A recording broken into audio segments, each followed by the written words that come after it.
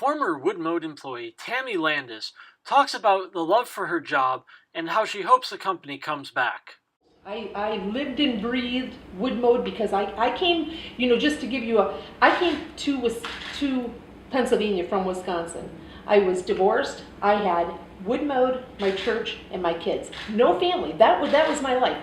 I lived and breathed Woodmode. I didn't think there was anybody. I drove people nuts because even when it was horrible in there, I'd walk through the mill and be this glimmer of chipperness that annoyed everybody. But I loved my job. I took every bit of overtime. When I started there, I worked 12-hour days. My first week there was 60 hours when I worked. I went from doing a part-time job at the Y's to coming there and doing 60 hours. So I lived and breathed it. And to the day that place closed.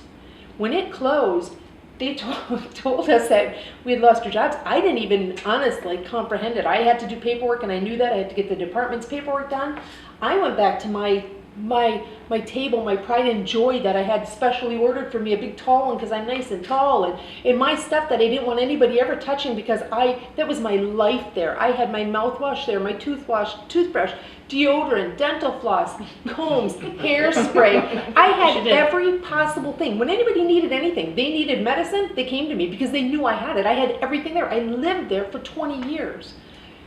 Laundry, we're talking everything. I made aprons every single day. I had over 100 aprons so I could coordinate them with my clothes. I lived and breathed Woodmode. I'm not kidding. When we left that day, everybody started to leave, and I started doing my paperwork. And I told myself, don't cry. Everybody knew. If anything ever happened to Woodmode, what would you do? I said, I know I'll break down. Oh, don't cry for this place, they said. I said, I know I will. I'll mourn it. I'll mourn it like a loss to the family. And I absolutely did. People walked away. People left. I turned. Everybody was gone. I broke down. I started crying. Everybody all left. I packed up as much stuff as I could, thinking, I got to leave it. When I come back, I won't be able to work without this. When I leave, I won't be able to work without this. So I left half my stuff there. And then what do we have today? Nothing. My stuff is in there. My stuff is in there, and as silly as it is, I worry that I'm never going to go in there and touch all my Woodmode stuff that's, my book of notes, 20 years of notes that you took out, for years. You had a question, why was, on a color combo cabinet, what piece gets, painted one color and what piece gets painted the other color, and how do you know what?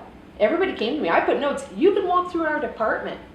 My handwriting is on every facet in that department. I made notes for everybody. In my department, 20 years in the same department, never leaving. Everybody always said, well, you should have been the boss there. I went through management training and everything. And I don't know. It's